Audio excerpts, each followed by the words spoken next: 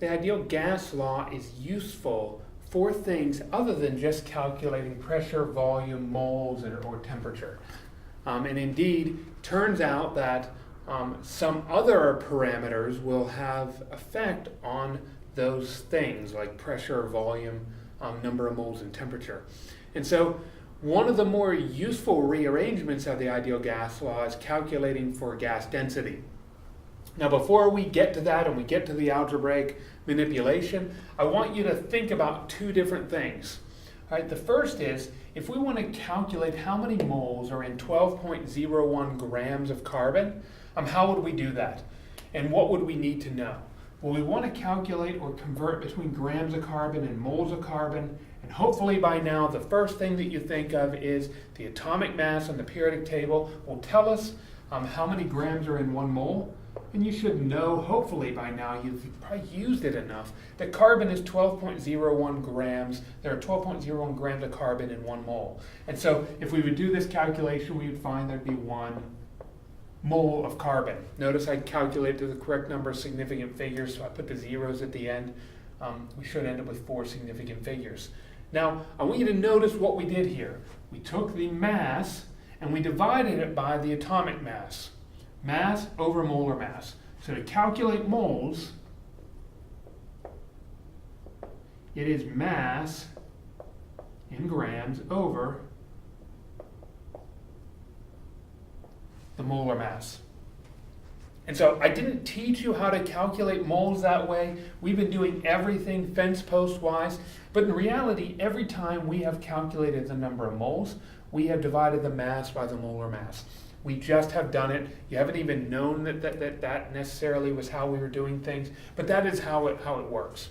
And we could have used that equation all along. In my chemistry class in high school, we didn't learn any of this fence post stuff, or even college for that matter. Everything was a formula or an equation, and we just plugged things in. I like the fence post much, much better, and most students do as well.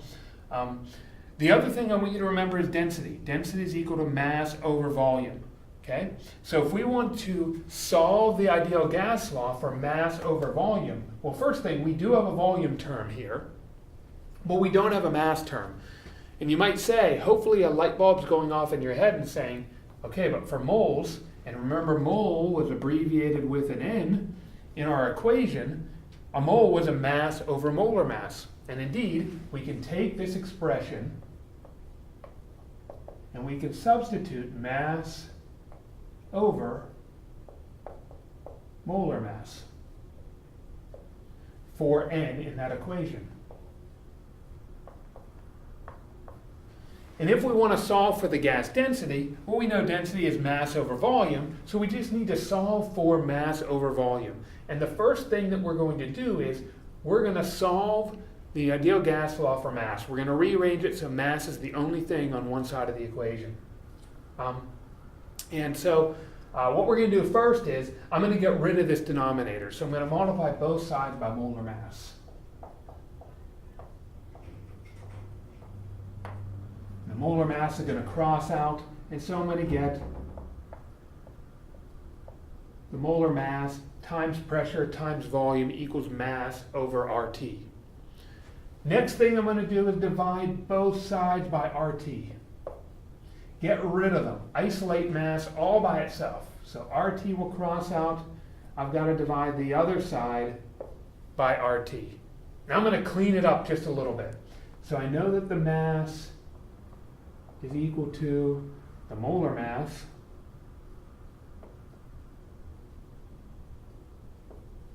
times pressure and volume over RT. And so if we wanted to calculate what the mass of an ideal gas would be, and we knew its molar mass and the pressure, the volume, and the temperature, we could calculate the mass of gas that we would have inside of our container.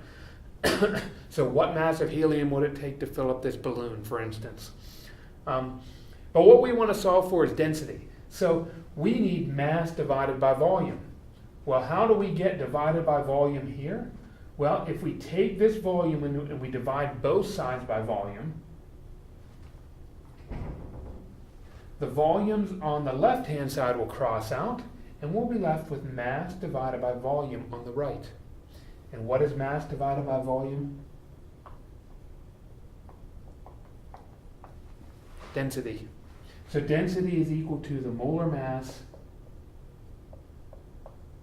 of whatever gas we're dealing with. So we have to know the identity. It just can't be some random ideal gas times whatever the pressure that is on that gas is under, or it is under or exerting on the container, divided by RT, and that will tell us what the gas density will be. Okay, now, does this make any sense? I'm going to tell you the example that I think of that comes to mind right away is a hot air balloon. And so think about a hot air balloon. Hot air balloon, you heat up the gas that's inside of this balloon and it raises up and it goes up into the sky once it's filled. Now the reason why hot air balloon goes up is because we are lowering the density of that gas by increasing its temperature. So let's think about this for a second. If we increase the temperature of the ideal gas that we have in our container, so we're going to increase that. So we're going to make the denominator bigger, but we're going to leave everything else the same. So we're going to increase the denominator, leave the top the same. That means the density of that gas must go down. And indeed, that's what happens. The density of the gas goes down. And when the density decreases, it's more buoyant. It will float more readily. The other thing to think about is this other idea of that we need to, if we want to calculate the density, we really need to know the identity of the gas because we need to know its molar mass. And we want to think about things that have very low molar masses and then what their densities might be. Helium is a good example of that. Helium is number 2 on the periodic table. It's got an atomic mass of 4, which is low. What do we know about helium as a gas? Well, we know we put it in a balloon and it floats. Why does it float? Because its density is lower than the density of air. Sort of like that balloon in that hot air balloon that we were talking about earlier. We're making the density of the gas in that balloon lower than the density of the air that it's in by heating it up. Here we have helium, which has a low molar mass, and we find that it floats. It floats because its density is lower, because the ideal gas law and the behavior of ideal gas is dependent, and its density is dependent on the molar mass of that gas. Turns out hydrogen, which is even lighter, it floats as well. So we could put hydrogen into a balloon, and you may have seen a chemistry teacher do that at one time or another, and then they can make the balloons explode by putting them in a flame. But they float just the same as helium would.